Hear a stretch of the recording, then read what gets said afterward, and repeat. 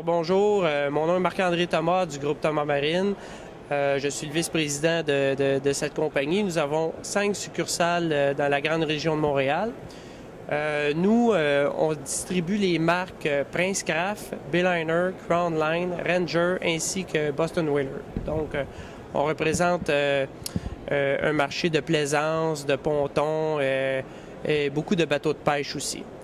On a des ateliers mécaniques, des ateliers de services spécialisés, pièces accessoires, financement et on est une entreprise familiale depuis de nombreuses années.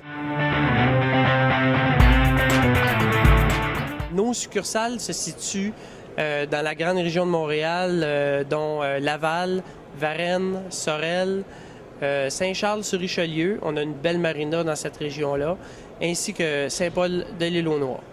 Donc, ça nous ferait un plaisir de vous rencontrer dans une de nos endroits. Ici, n'hésitez pas, vous pouvez nous rejoindre au 1-877-652-2999, même sur notre site internet www.thomasmarine.qc.ca. Merci beaucoup.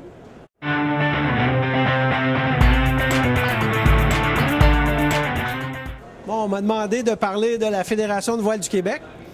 La Fédération de voile du Québec, c'est un organisme à but non lucratif qui existe depuis les années 1970. C'est un organisme qui regroupe des clubs de voile, des membres individuels ainsi que des instructeurs de voile partout au Québec, en voile légère comme en voile croisière. Le mandat principal de la Fédération, c'est de faire de la promotion de la voile, faire découvrir la voile en général à la population. Nous sommes aussi les formateurs, c'est-à-dire que nous formons des instructeurs de voile, soit en voile légère sur petits dériveurs ou en voile croisière sur des bateaux habitables. Nous formons aussi des officiels de course, car un de nos mandats est d'organiser des régates, des courses de voile, comme les Jeux du Québec, les différents championnats provinciaux. Et aussi, nous administrons et organisons l'équipe du Québec.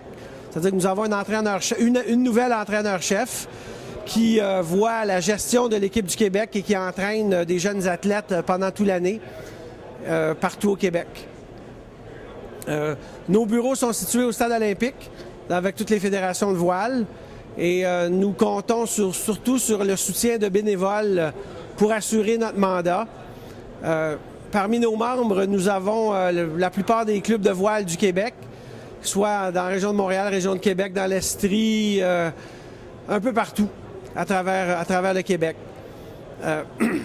Nous encadrons aussi beaucoup les écoles et les instructeurs de voile, c'est-à-dire que nous offrons une formation complète aux écoles et surtout aux instructeurs qui doivent, pour enseigner et certifier des candidats, être des instructeurs certifiés par la Fédération de voile du Québec, soit en voile légère ou en voile croisière.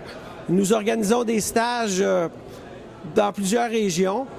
Nos stages débutent normalement au mois de mars et se terminent en juin pour permettre aux instructeurs de travailler pendant la saison suivante. Nous homologuons aussi les écoles de voile, c'est-à-dire que les écoles de voile au Québec doivent rencontrer certains critères pour faire partie du réseau des écoles homologuées, c'est-à-dire des critères au niveau de l'équipement de sécurité, au niveau d'avoir des équipements conformes et sécuritaires. Aussi, les instructeurs doivent avoir suivi des stages et être à jour dans leur certification, que ce soit en voile légère comme en voile croisière, parce que nous couvrons les deux domaines. Maintenant, nous avons aussi une multitude de clubs qui sont membres, c'est-à-dire ce sont des clubs de voile répartis encore là partout dans la province de Québec et qui deviennent nos membres institutionnels, c'est-à-dire que ce sont eux qui regroupent leurs membres et qui deviennent membres au sein de la Fédération de voile du Québec.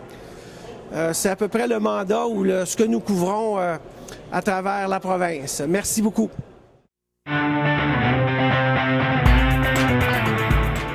Oui, alors bonjour. Moi, je m'appelle Éric Leveillé. Je suis avec mon collègue Mathieu Lafrenière. On est 2 étudiants à l'Université de Sherbrooke. On est venus au Salon du bateau pour présenter notre projet de fin de baccalauréat.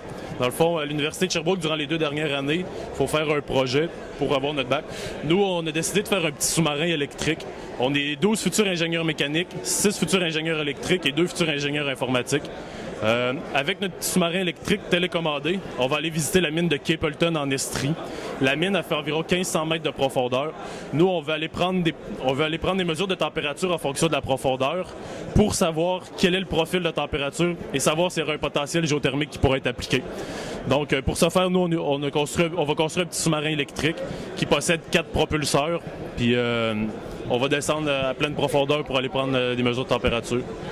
Donc, je vais peut-être continuer. Ben ça, dans le fond, le projet, on est rendu, ça fait 1 an et demi qu'on travaille là-dessus. Il nous reste un peu moins d'1 an. En ce moment, on est en février 2012. À l'été prochain, il va falloir qu'on commence à fabriquer notre véhicule. On a déjà commandé des pièces. Là, on a commencé à avoir... On a aussi trouvé plusieurs commanditaires, mais on est encore à la recherche de financement pour notre projet. Donc, si vous voulez nous aider, vous pouvez aller voir le site web du projet, qui est au www.projetabyss.com, et vous pouvez avoir plus d'informations. Bonjour, mon nom est Michel Rousseau de la boutique Nautique 30 degrés à Magog. On m'a demandé de vous présenter un des bateaux de la gamme de Topper. Donc nous, on est une boutique spécialisée au niveau du dériveur. On est en affaires depuis 15 ans. On est situé à Magog et on est distributeur exclusif pour le Québec des dériveurs Topper. Ici, on a le modèle Xenon, qui est un modèle assez performant. D'entrée de gamme, d'entrée de jeu, si je peux dire, tous les bateaux de la gamme de Topper, c'est du bateau fait en rotomoulé. Donc des bateaux très résistants, très peu de maintenance à faire sur ces bateaux-là.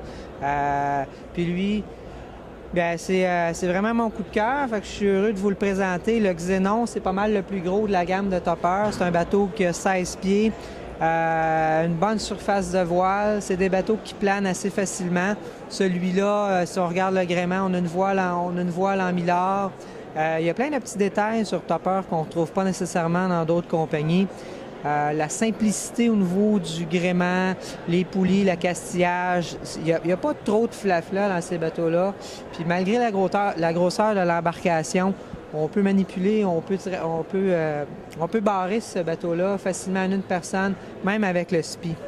Si on commence avec la grande voile, on a une prise de riz qui est faite avec une fermeture éclair, un zip. Donc c'est très simple. Si jamais on a trop de voile, on fait juste rouler la voile, puis la zipper en place. Ça fait un beau petit rouleau sur la bombe, puis on vient de réduire la surface de voilure assez facilement. Au niveau de l'accastillage, pour la grande voile, c'est tout l'exo-ratchet, toutes les commandes ici à l'arrière, assez facile à travailler. Au niveau l'étarquage du bas de la voile, que ce soit de reprendre la chute de la voile aussi. On a une barre franche qui est assez longue aussi, qu'on peut manœuvrer seul. Le modèle Xenon vient automatiquement aussi avec un génois sur-enrouleur. Donc, c'est assez avantageux, justement, si on veut rentrer puis sortir le génois rapidement, parce qu'on peut aussi travailler avec le spinnaker. Tous les systèmes de Topper ont des spinnakers. C'est plus un gennaker. Il n'y a pas de pôle sur ces bateaux-là. Assez simple à manœuvrer. Je vais faire le tour du bateau. Je vais vous montrer comment est-ce qu'on manœuvre le SPI. Si on continue, comme j'expliquais tantôt, tout est assez simple. Je vais déposer le micro, je vais sortir le SPI. Automatiquement, on va voir le bout dehors qui va sortir, puis la simplicité de manœuvre de ce bateau-là.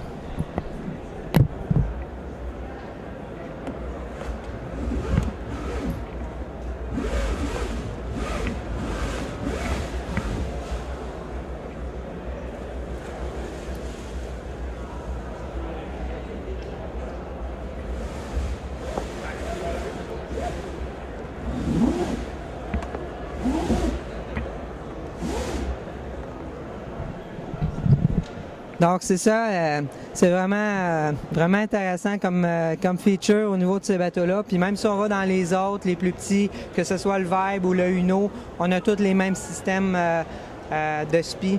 Donc, c'est vraiment intéressant pour les gens qui veulent manœuvrer seuls. C'est des bateaux qui vont être bons dans cette grosseur-là, autant pour le fleuve que les lacs. Donc, nous, on a fait l'introduction de ce bateau-là l'an passé, selon du bateau de 2011. On était les premiers à l'avoir en Amérique du Nord. Puis, étant donné le succès qu'on a eu avec cette embarcation-là, l'Ontario a décidé de suivre le pas. Donc, c'est vraiment intéressant de voir que l'initiative vient de chez nous.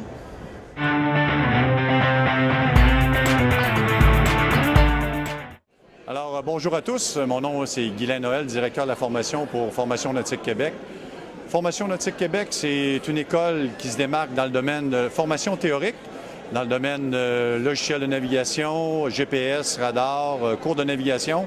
En fait, tout ce qu'on a besoin pour un plan au niveau de la plaisance, autant pour le bateau à moteur, propriétaire de bateau à moteur, que pour les néophytes au niveau de la voile. Alors, naviguer sur un plan d'eau, il faut que ça reste sécuritaire et Formation Nautique Québec est toujours présent pour vous accompagner dans votre démarche. Alors, sur ce côté-là, cours de navigation côtière, GPS, radar, certificat restreint radiotéléphoniste, cours de carte de conducteur d'embarcation de plaisance, cours de météo maritime, électricité et mécanique diesel. Alors, on est là pour vous accompagner dans votre démarche, entouré de spécialistes, de passionnés dans tous les domaines. Alors, on est présent pour vous aider. On est toujours disponible. Alors, merci de nous faire confiance. On vous fait confiance.